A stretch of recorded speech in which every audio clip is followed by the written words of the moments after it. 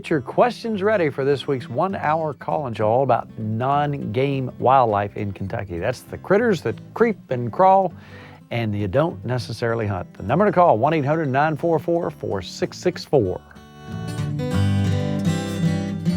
Financial support for Kentucky Afield is provided in part by Clay Tire of Grayson.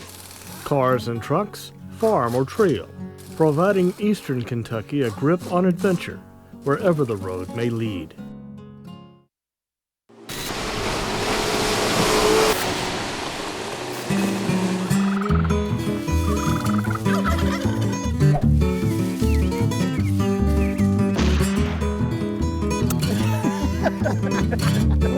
Tastes like victory.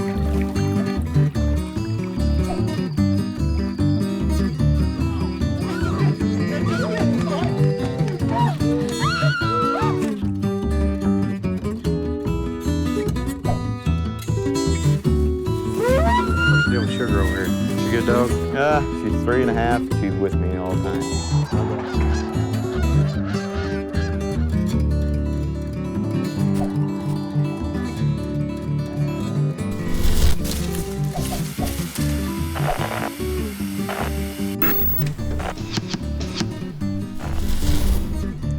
Hello and welcome to Kentucky Afield. I'm Tim Farmer. Tonight we have a special 1 hour call-in show all about non-game wildlife in Kentucky.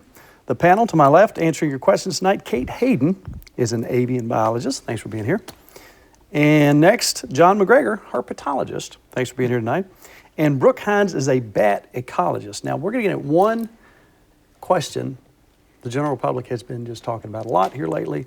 Let's talk about the gray wolf and how maybe did he get here. Okay.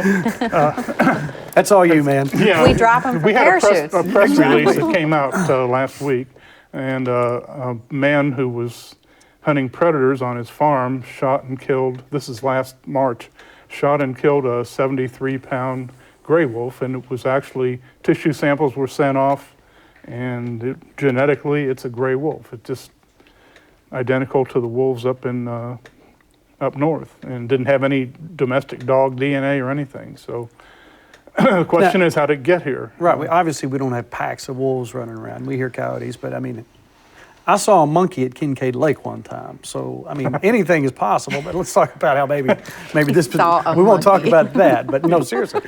Yeah, I mean, these things happen from time to time. You get something unusual, and this may have been a wolf pup that someone brought into the state, maybe had in captivity, and it escaped or was released, or it could have.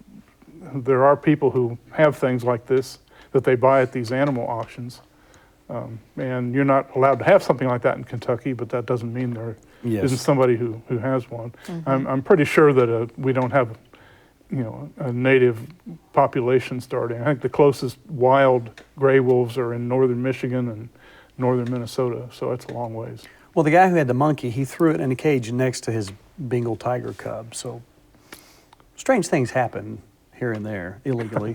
Mm-hmm. And I'm going to go on and go on to Brooke and ask her about. We've done a show not in the too distant past about white nose, about bats, and tell us, if you will, update people who don't know what that is, and then tell them how things are going in Kentucky today.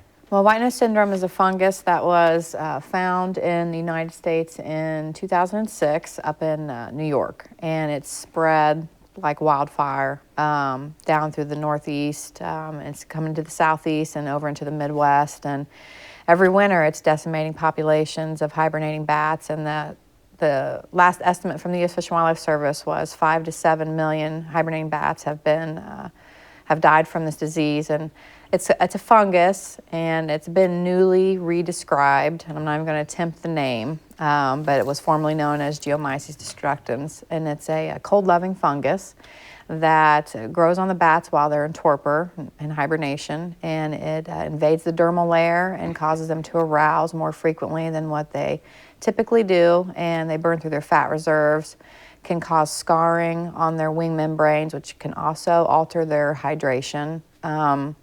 And so basically they'll come out of torpor early, and they'll try to come out and they either die of exposure, dehydration, or if they do make it, they are pretty emancipated, or not emancipated, emaciated. They could be emancipated, and so there's significant loss. And this year, we found it first in 2011 out in West Kentucky, and this year we've now since it's grown to 30 sites across the state and 13 different counties. Wow. And we've started seeing mortality in different locations. We've had some mortality. Not significant, but we started seeing mortality. And we've started seeing some population shifting and hanging dead of different species. So I think that it's, the next few years are definitely going to be telling as far as these hibernating bats. And we suspect this maybe came from Europe? Well, that is the leading hypothesis because the fungus that they've had similar over there is the same fungus, but that doesn't rule out that it could have come from other countries that we haven't been able to get, some samples from to see if they have identical fungus over there. But yeah, that's the leading hypothesis, is that it's a non-native, and Right. so it's acting like a non-native. So have you figured out any way to treat these bats while they're...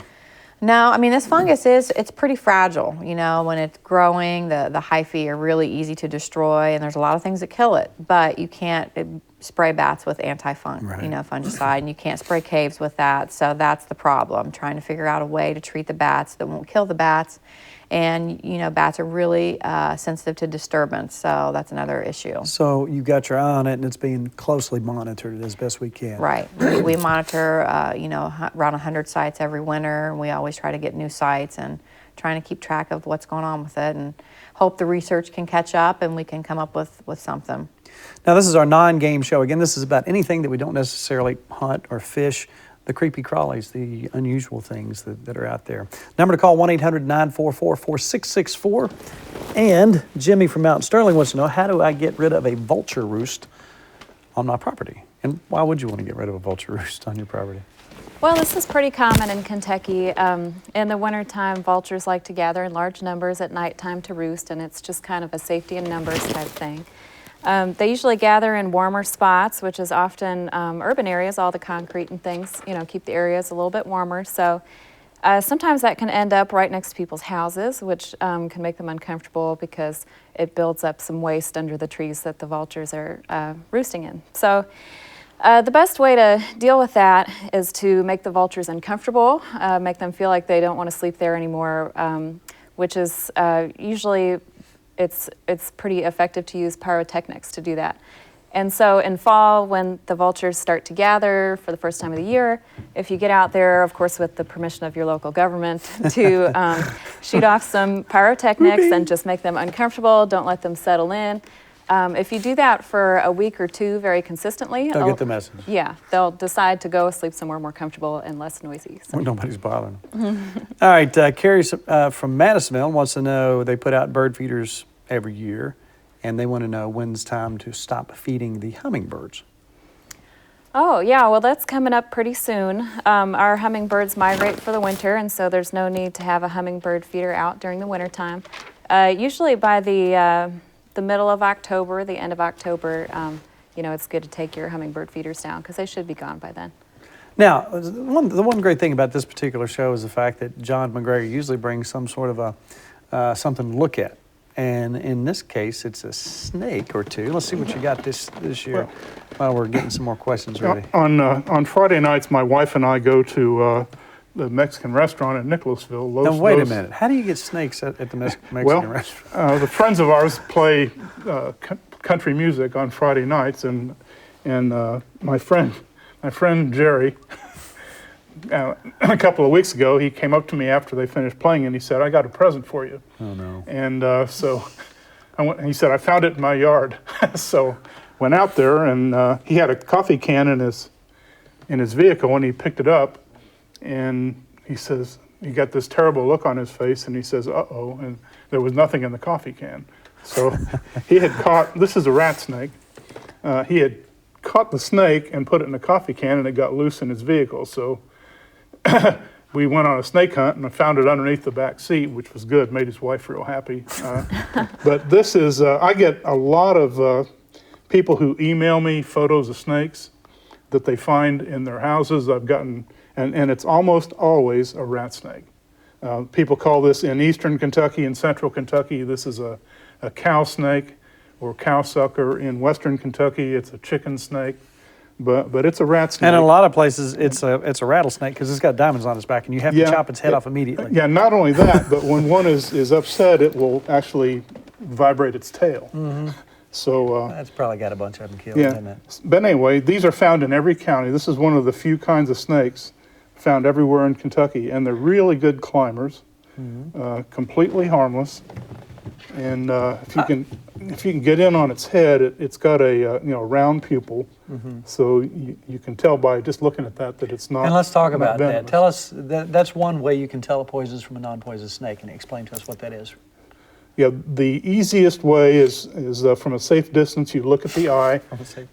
A safe distance is about 2 feet, and if the pupil is round, it's harmless. And if the pupil is vertical, like a cat's, then it's going to be a pit viper. Of course, in the middle of the night, even a copperhead has a round pupil because it's dark. But as soon as you shine a flashlight on him, his pupil contracts. So anyway, Is it true black rat snakes eat copperheads? these don't eat other snakes, but the black racer, which is another large common snake, does feed on copperheads and other snakes, and so does a king snake. King snakes, yes. Yeah, so anyway, I'm going to kind of put this guy down. Can you all smell this? I mean, he's producing a musk, and I do. It smells wonderful. this is one of those Like bad smells Chinese that food. different snakes have different odors that they produce. And you can tell, you've been around them so much, you can tell one smell. If we blindfolded you and let you smell each particular snake, could you tell the difference? Yeah, I probably could. Oh, that's like You hear good this, game we should one play. of the stories. Yeah. One of the stories you hear is that copperheads smell like cucumbers, Yeah. and people smell that smell in the woods, and they think I'm smelling a copperhead. Well, copperheads don't smell like cucumbers, but they could be smelling musk from like a rat snake. But the thing they're probably smelling is a little short-tailed shrew, which is a little gray mammal with a sharp, pointy nose. And shrews are very common, and they fight. Whenever two shrews encounter each other, they either mate or they fight. And when they fight, they spray musk, and it smells like decaying cucumbers. And that's probably where that comes from. And that's probably why the snakes are around, because they like to eat shrews. And I brought one more, if that's okay. Yeah, go ahead. I was up on the very top of Black Mountain in Harlan County yesterday, and I was really excited to see this. I don't find these very often. And this is a fully grown red-bellied snake. And if I turn him over, he's That's the name. real. And this one is a female, and she's all full of young. See how heavy-bodied she is? So she's going to have some babies shortly. Yeah, she will probably have about a dozen babies, and each one of them will be about that long. And it'll be black with a little white ring around the neck, and it looks like a ringneck snake. These guys are common in woodlands, and they feed almost completely on slugs. Slugs. Yeah, this is a slug-eating specialist. So Well, I bet he goes around with a bad taste in his mouth. yeah. So, and this is as big as a as a red-bellied snake. Now, one thing, I don't know if this guy will do it or not. When you pick one of these up, they have this disturbing habit of they flare the jaws, and I can't get her to do it. We call it grinning, but they actually flare out the upper jaws and show their teeth. Well, I could smell that. Yeah, this smells quite a bit different than that rat snake. She's Well, hey, probably like, I'm not going to flare anything. I'm pregnant. Put me down. Well, hey, we're going to get back to the questions. Jerry is from Carter County, and he has bats in his attic. What should he do? How should he get rid of those? That is a very good question. I get that a lot this time of year. And the first thing you need to do is call a permitted nuisance wildlife control operator. There's a list of those on our website, and you can search for by county or by species. And a good nuisance wildlife control operator will come out and give you several ways to exclude them. The most common is a one-way exclusion device, because bats can get into a hole that's 1/4 of an inch or bigger. So they can get in small areas, but we permit nuisance wildlife control operators. And the way to get a hold of us is fw.ky.gov. If you want to call our guys up there, information guys are the best in the world, 1-800-858-1549.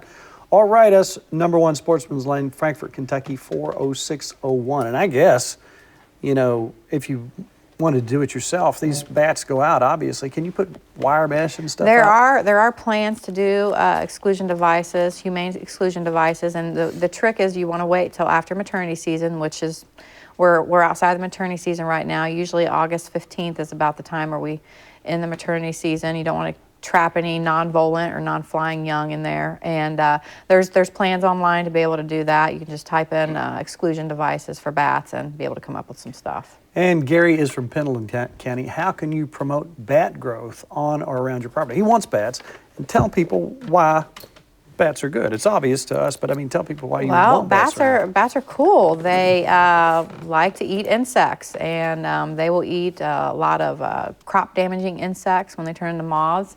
They're nature's natural pesticide. So to get some bats, you want to put up some bat houses, and again, there are plans online for those, and there's all different types of bat houses, but you want to look for solar exposure and you want to look for height. So you want it 15 to 20 feet up and good solar exposure, south-facing slope.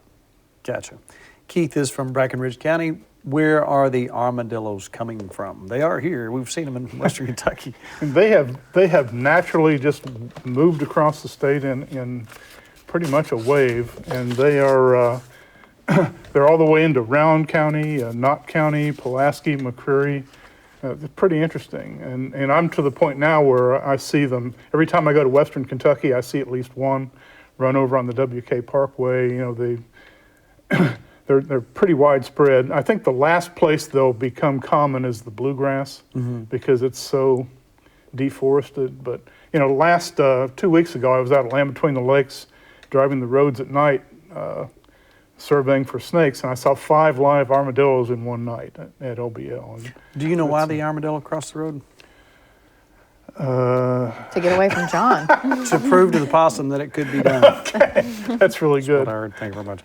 Don is from Spencer County. He wants to know, are the bald eagles nesting on Taylorsville Lake? Yeah, we do have one nest of bald eagles on Taylorsville Lake.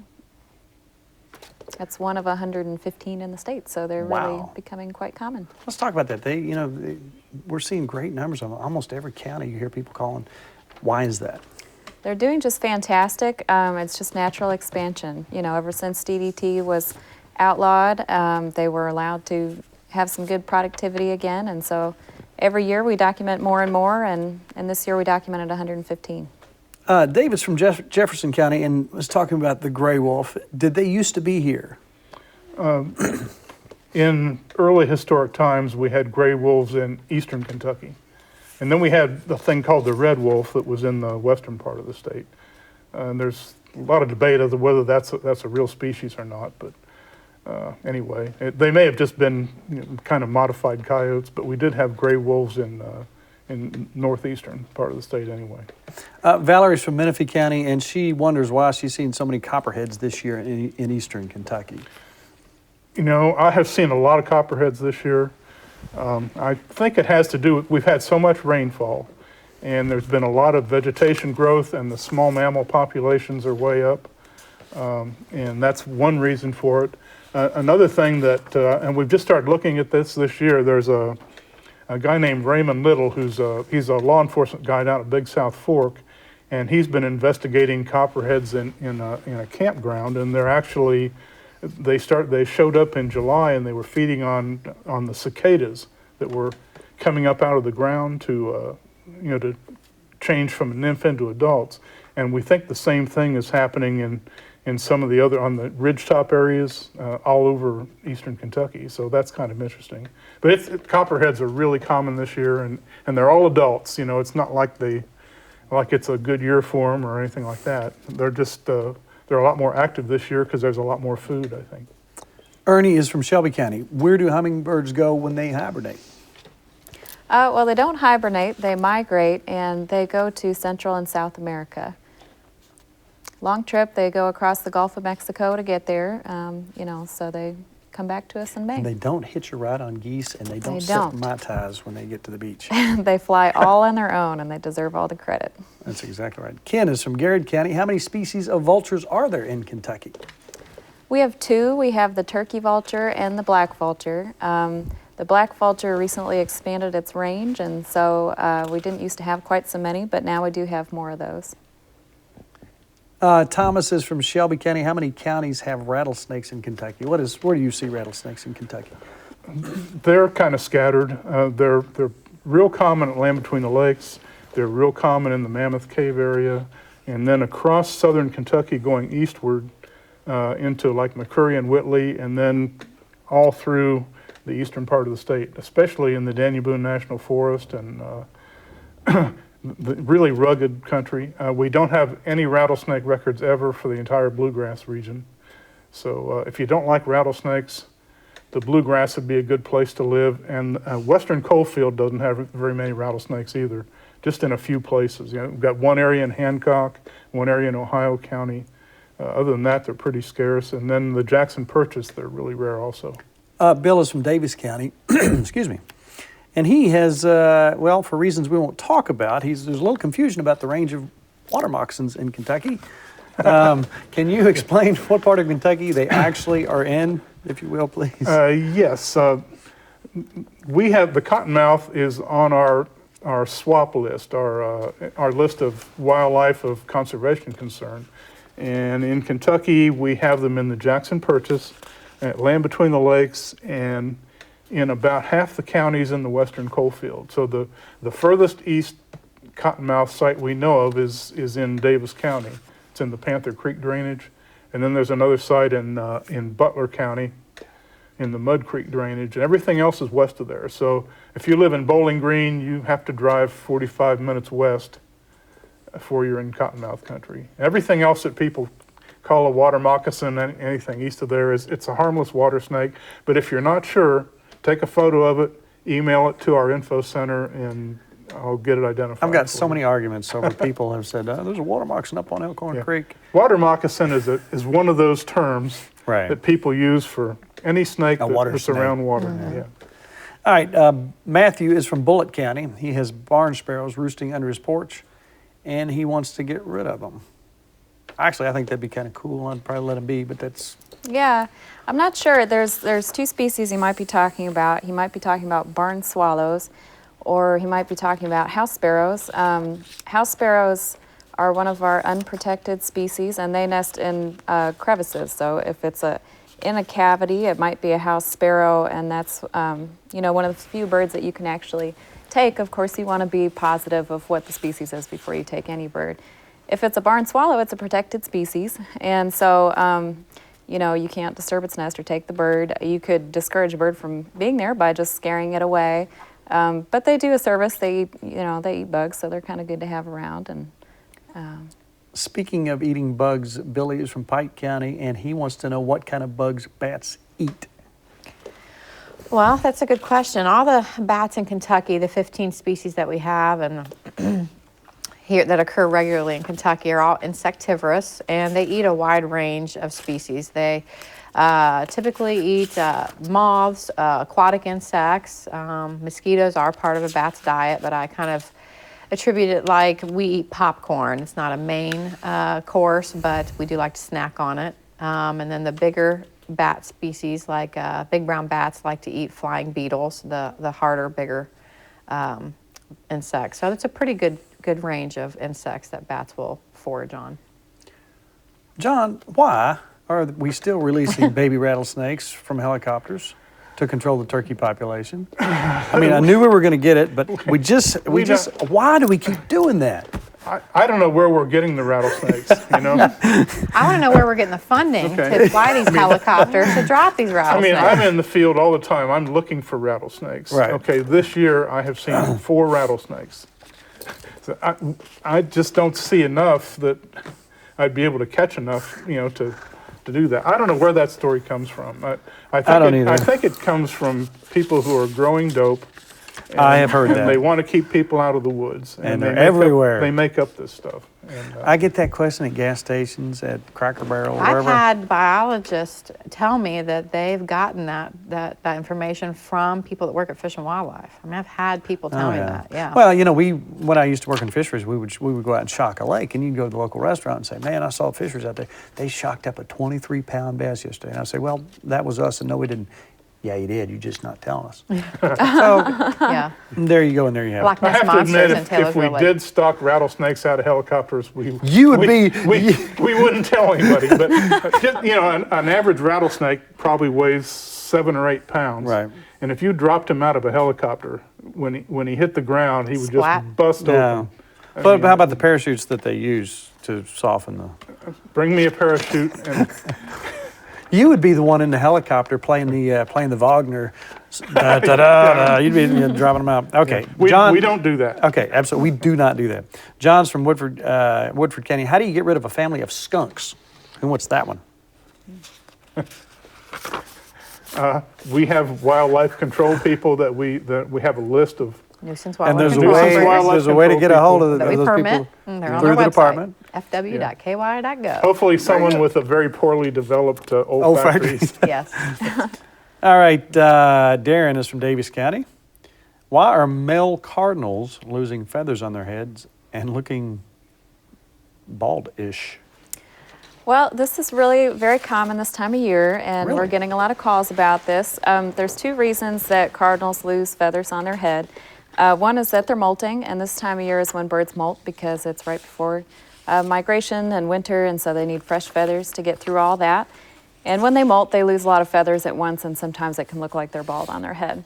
But also, cardinals are really susceptible to this type of feather mite, and they can preen it off of the rest of their body. They can get the mites off them, but they can't get them off their head because they can't get to it with their bill. And Poor so little guys. sometimes they actually go bald because of that. And for whatever reason, cardinals, get it more than other birds. And so It's just sad. it's a little ugly, but they do okay with it.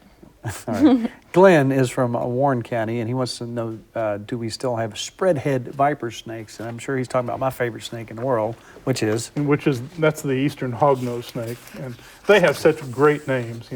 Blowing viper, spreadhead, puffing viper, puff adder. They're totally harmless, and we still have them. They're not as common as they used to be. They feed on almost entirely on toads, and toads have disappeared from a lot of areas because people don't have shallow ponds on their farms like they used to. Pesticides may be part of it, but this year I found 4 hognose snakes in one day. Wow. And it was in early June, and that's kind of when I find them. And all 4 of them were gravid females, and they were excavating areas to lay their eggs, and they all had dirt caked on their snouts. It was really interesting. Those poor snakes, they have their little defense mechanism. They spread their little head, and then they get their little heads chopped Yeah, off. it Bless their gets them killed. It's too bad because That they're is. really neat snakes. Rick is from Fayette County. He has bat houses, but the bats just won't move in. Is there anything he can do to entice those bats in? It's a tricky question, bat houses are hit or miss, and I would, it would be good to find out, what the solar exposure is on the houses, where they're located. If they're in too much of a, area that gets disturbed a lot, that's not gonna be good for the bats to move in. So, height and solar exposure, and then the bat houses themselves. There's some out there that are better than others. So, he can send that into the info center and shoot me an email, and we can go from there on it. But Very there's good. some tricks to that. Jim is from Winchester. Where do Carolina chickadees nest? He likes them. He wants to promote their population in his yard. Oh, good. They're pretty easy to please. They like a bluebird box, and so you can put a bluebird box anywhere that's kind of on the edge of woods, and you'll have a pretty good chance at getting some Carolina chickadees. John's from Warren County. How common are weasels in the state? Weasels are a lot more common than people think. People who study weasels are really good at catching them, and I can remember, years ago, and we considered the least weasel to be a really rare species, and there was a person down at EKU who was studying food habits of barn owls and going to barn owl nests and getting the pellets and digging through the pellets, and he got like 7 least weasel skulls that just one pair of barn owls had caught right around Richmond. So, and they are fairly common, and I don't see many weasels, but I used to see 1 or 2 a year run over. But I see tracks, like where there's a culvert going under the road and it's kind of muddy. If you know what you're looking for, you can. That's cool. Jason's from Bullitt County. Hellbenders. Where do they live and what are their habits? We bust our butts looking for hellbenders and we can't seem to find them. Tigers Creek boys, used to be a bunch of them up there when I was a kid. Actually, the best we've done in recent years is Steve Bonney and the crew up at Clay Wildlife Management Area have caught 5 in the last 3 years on jug lines out of the Licking River. So they're there, but they live in large streams and rivers with clear flowing water, and they live under great big rocks. And we've got an ad in our fishing guide where if somebody catches one, they can take a picture and email it to us, because we're really interested in hellbenders. They seem to be declining. And just in the last 2 years, we've gotten 9 or 10 actual photos of hellbenders. One out of the Red River in Powell County, one out of the Little Sandy River in Grayson. And the first hellbender I ever caught was in the Little Sandy River just downstream from Grayson. No one had caught one since then, that I know about. And then a girl caught one, about this past April. Interesting critters. Tricia's from Harrison County, Indiana, and she wonders about whippoorwills. Do they migrate, and what time of year will you typically hear them the most? Whippoorwills do migrate. You'll hear them the most in May and June, and the best nights to go out listening for them are the most moonlit nights, a nice clear moonlit night they like to sing. Billy's from Corbin. Is it dangerous? Is there any disease-related problems with having a large number of bats in your house? That's a good question, and you typically don't want a large number of any wildlife living in your house because of the excrement. So I would say that if you've got a colony of bats, most likely they're probably in the attic or in the walls. If they're in there for a while, their guano will start to build up, and confined space with guano can be an issue for histoplasmosis. So again, that's a good, fw.ky.gov, nuisance wildlife control operator type problem solved there. James is from Powell County, and he wants to know what happened to the bull bats. And I guess he's talking about the northern nighthawk, which is a cool bird. Well, they're still around. They're doing okay, but we do have a gut feeling that there might be a bit of decline in nighthawks, whippoorwills, and Chuck-Will's widows, and so we've started doing some surveys to try to learn more about them, where they still are doing well in numbers.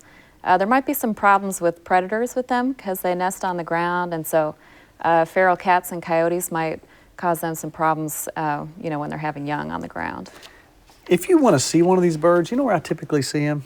Where's that? In parking lots and malls. Mm-hmm. You'll see them making. You want to make the noise? No. John, you want to make the noise? Anybody? Nobody wants to make the noise? They make a cool noise. They sound like an insect. Parking lots. Man, you all are just. I did the screech out one year. You Someone did do the else's screech turn. out. You did do that. I did.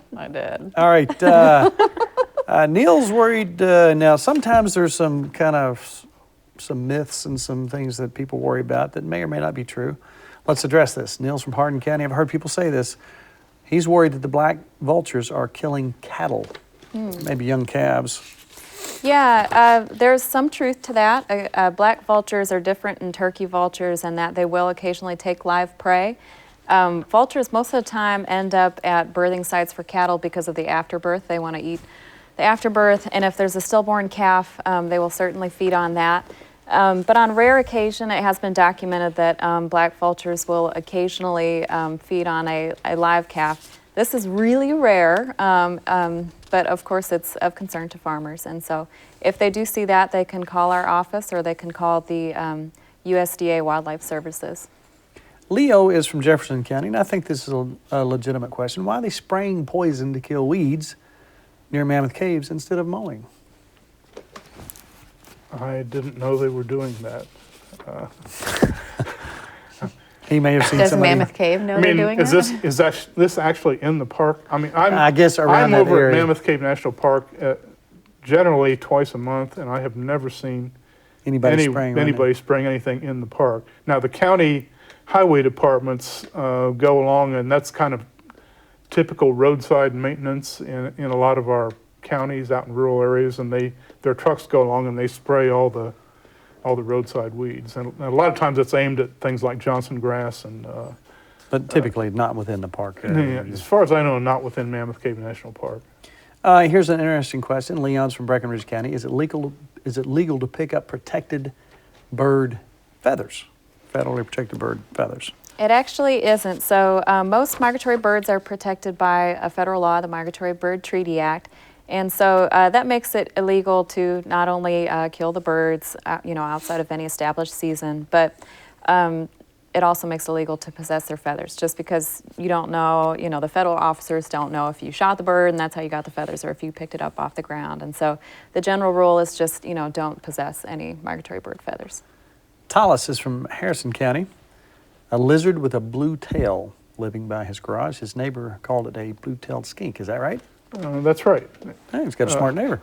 Yeah. Now in Harrison County, it would be really interesting to get a photo to back that up, because it may be a broadhead skink, and that's another blue-tailed species. But a broadhead gets big, like a foot long, and they live mostly in trees. And then a regular 5-line skink, they get maybe 7-8 inches, and they live on wood piles and stuff. But 5-line skinks are pretty much absent in the bluegrass region. Now Harrison County, you're kind of getting closer to the knobs, but boy, it'd be neat to get a photo of that animal. But it's a juvenile, either 5-line or broadhead skink, and the babies have the bright blue tail, and they go into the leaf litter, and that tail stays out and it wiggles, and it attracts a predator, like maybe a bird or something, and the tail comes off, the rest of the lizard gets away. So that's what the blue is for.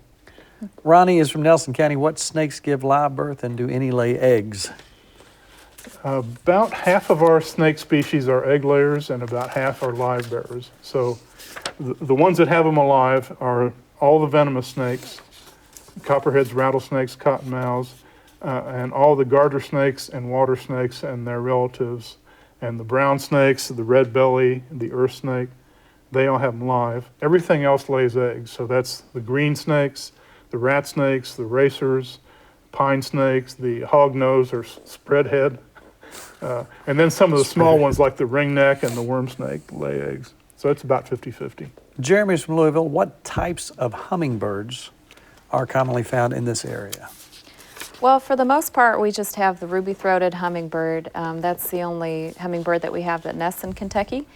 Occasionally in the wintertime we'll get a rufous hummingbird, and that's one that comes from further north, and they're supposed to winter further south, but every once in a while we'll get one that's a little confused and spends a little time in the winter in Kentucky. Billy's from Pulaski County. Are there red and gray foxes still in Kentucky? Yes. And are there flying squirrels? I can say yes, because I hit a dead tree with my mower the other day. It had a little hole in it, and they came bailing out of there, 5 or 6 of them. Yeah, I think they're in every county. They're just every missnet. more nocturnal. They're more nocturnal. Yeah. You don't see them as much. Jerry from Kenton County has not seen as many bullfrogs. I'm hearing that a lot from people.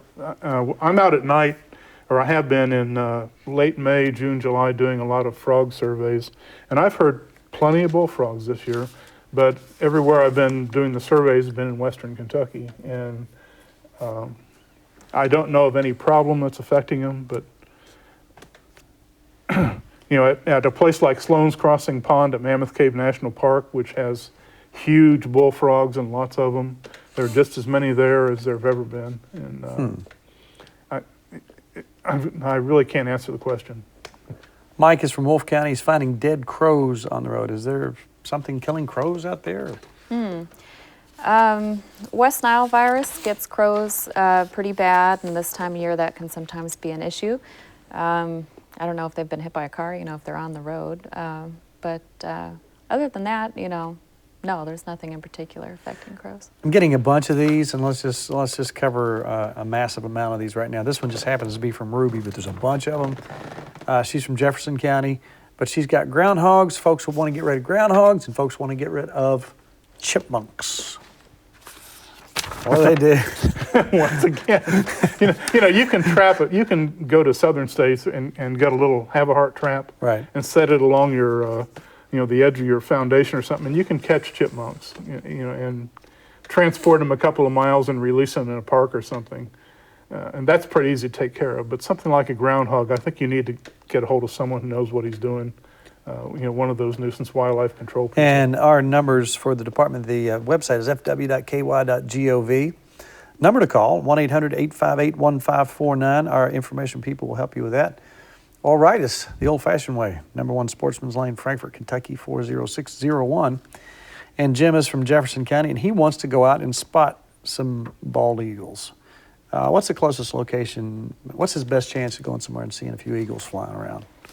Well, it's lucky he's in Jefferson County because he can go to the Falls of the Ohio Park just over in Indiana, and there's a nesting pair there that if you look towards Shippingport Island, almost any time of year you can see a bald eagle perched in one of those trees on Shippingport Island. They're pretty reliably visible out there.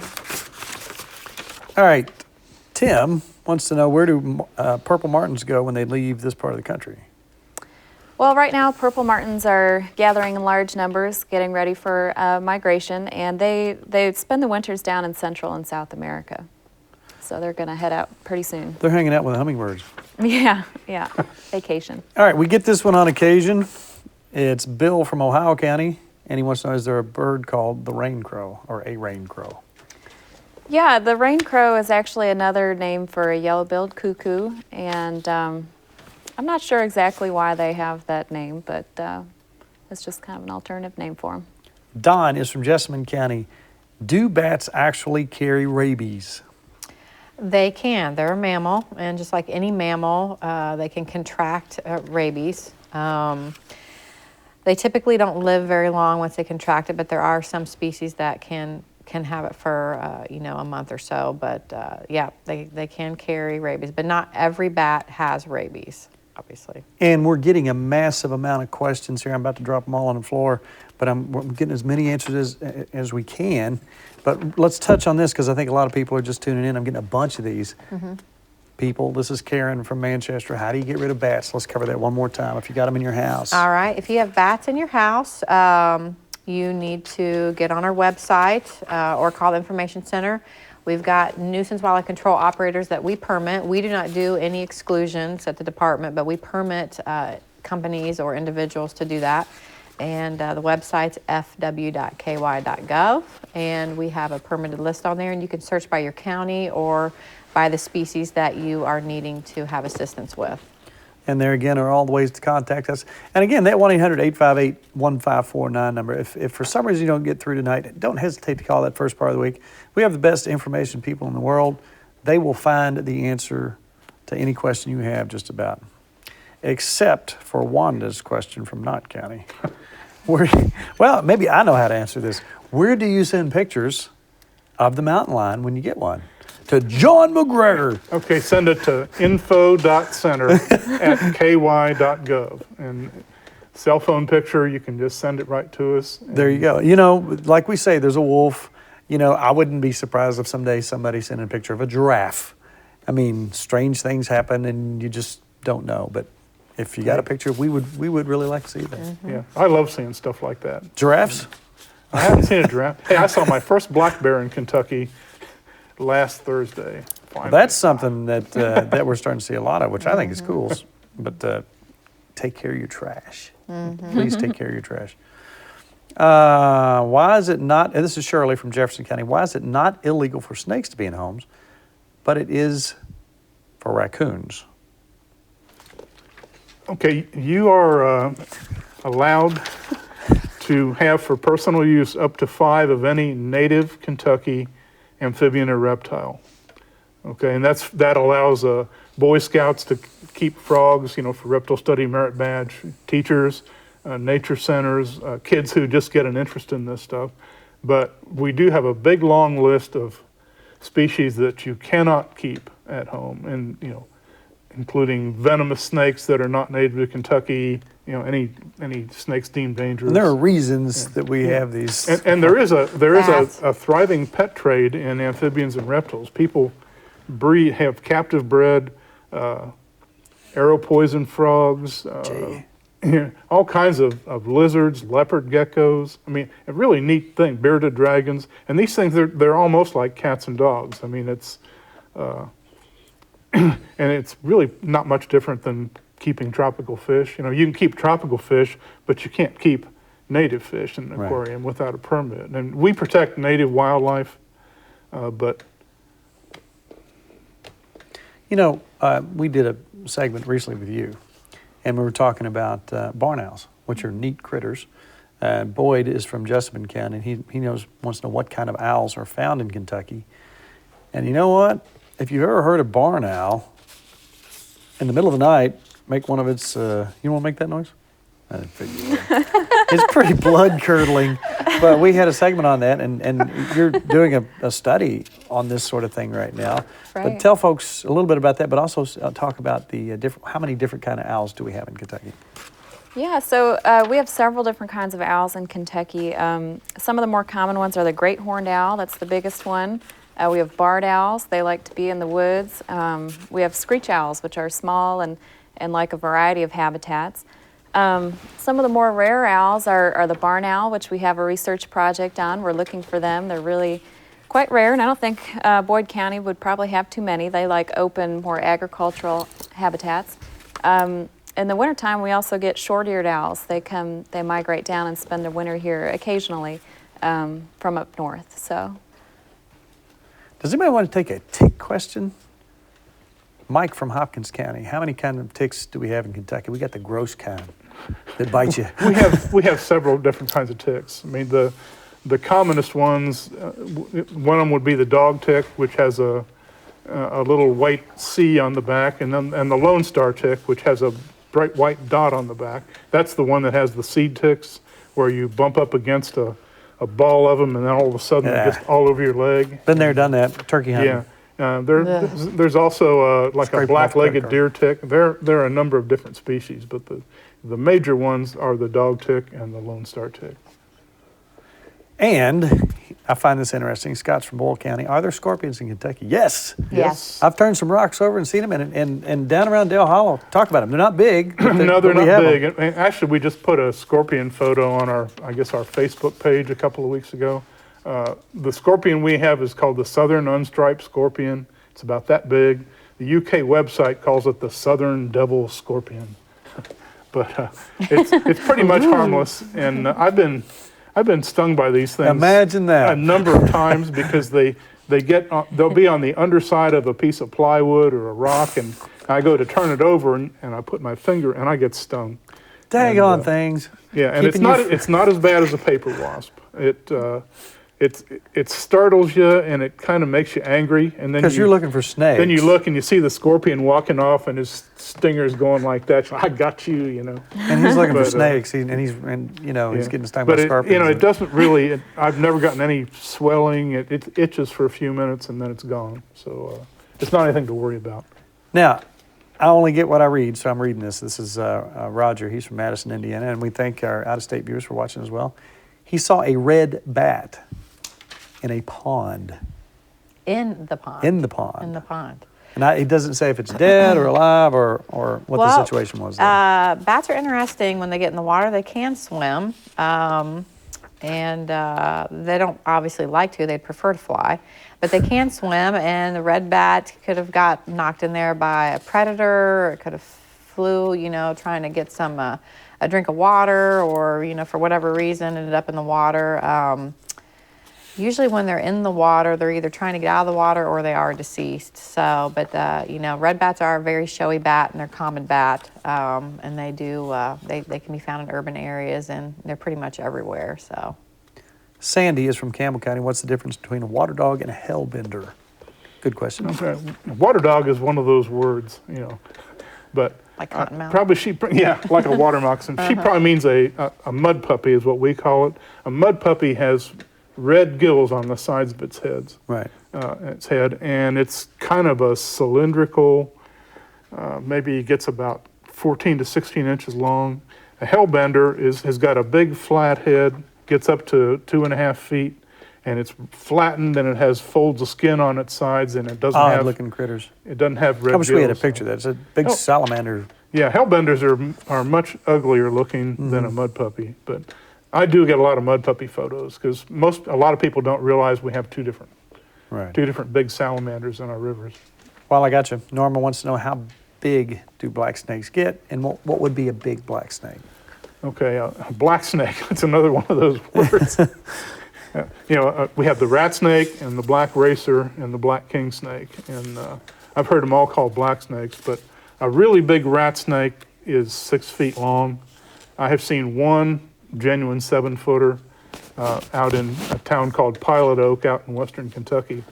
But they're usually 5.5 to 6 feet. Racers are usually up to about 5.5 feet. So if you see a genuine 6-foot-long black snake, that's a big snake. I had one on my back porch, and he kept trying to get in my screen porch. And there's some mice that get into my back stairs. So I kind of helped him get in there, and he took care of my problem. I like to have him around. Delford's from Christian County, and he had calves. Now, this is a delicate question, but it's legitimate. Vultures were in with his cows that were calving. Mm-hmm. Can he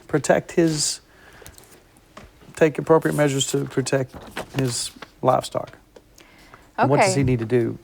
So most of the time vultures show up at calf birthing sites because they're simply feeding on the afterbirth. Right. Occasionally they'll take a stillborn calf. If farmers actually see vultures killing a live calf, they can't shoot it at that time. Vultures are protected by that Federal Migratory Bird Treaty Act. But if that's witnessed, they can call the USDA Wildlife Services and seek to obtain a permit to take vultures in the future. Les is from Leslie County, and this kind of goes along with one of our other questions earlier. Are porcupines indigenous to Kentucky? My answer to that is no. No, absolutely not. And that's all you said. And that's all I got to say about that. Wayne is from Garrett County. How common are black widows in Kentucky? Around my place, are really common. They are probably in every county in the state. I find them a lot. Generally in a kind of a hot, sunny, open spot, and they'll be under a rock or under a board, or if you leave your lawnmower parked out in the sun for a couple of weeks in your yard and you lift it up and look underneath, you'll probably find a black widow. They're very common. Abigail is from Hart County. What kind of snake is about the size of a worm from Louisville? A snake in Louisville that's the size of a worm. Small snake. It's hard to go from that. Could be a little bitty ringneck snake, or a newborn garter snake, a brown snake. I can tell from a photo, or it could be a worm snake. They look a lot like a worm. Ron is from Rowan County, and I just got to hitch up on a few of these because we're getting these huge. Box turtles, are they declining? They seem to be doing fine. Everywhere I go in the state, I take notes on what I see, including run-over box turtles, and my numbers have been pretty consistent for as long as I've been doing this. I see, about between 100 and 120 run-over box turtles each year on the Bluegrass Parkway, the WK Parkway, and the Purchase Parkway. And so if I use as an index, they seem to be doing about as well now as ever. Frida wants to know about martin houses. How high do they need to be? They should be at least 16 feet high, and they should be near water. And how big of an opening should they have? I believe it's about 1.5 inches. You can find that information online. But it's most important that they go close to water. They won't be successful if they're not. Don is from Boyd County. If you find a dead bat, can you look at it, handle it? Would it be? You can look at it. You should not handle it. And what we've been asking people to do so that we can document white nose, we can send it off if it is freshly that's probably what he's asking. deceased, yeah. And they do decompose rather quickly because they're pretty small. So if you get a fresh specimen, I'll say that, within 24, 48 hours, you can, without using your hands, kind of scoot it into a Ziploc bag, double Ziploc bag it, and put it in a refrigerator, and give me a call. Not a freezer, a refrigerator, just in case it's still alive. That's happened. Oops. Yeah, and so, contact our info center, and we'll take it from there to send it off for testing. Thelma's from Gallatin County. They have a lot of toads that live in the yard, and they live in the ground. Mm-hmm. What kind are they? Probably American toads. They burrow down in the loose soil during the day, and then they come up at night and feed on bugs. And by the way, Stephen's from Whitley County. He caught 3 hellbenders on the Rockcastle River when the water's down. Wow, I'd love to get the location, and boy, if he has a photo of one of them. We had a photo one from the Rockcastle this year, so. So Stephen from Whitley County, you called in. If you will, give John a number. Here's his personal number. Here's his home phone. Here's his cell phone. I'm just kidding. 1-800-858-1549. Ask for John. And I'm hearing music. You know what that means? That means an hour has gone by. Wow. That's pretty fascinating. I want to thank all of you for being here. And let's try to sneak in a few more questions as we go along. Stephen, call John. Leonard's from Knott County. He wants to know where all the whippoorwills have gone. He's not hearing many. Yeah, and that's something I do hear quite a bit. And so again, we're doing these surveys. We're trying to learn more about them. We suspect there might be a predator issue there, maybe feral cats or coyotes. And Randy from Livingston County, are timber rattlesnakes protected species? They are native Kentucky wildlife, so you can have one for personal use, or you're allowed to kill them. They're not protected by law. If you find one in Livingston.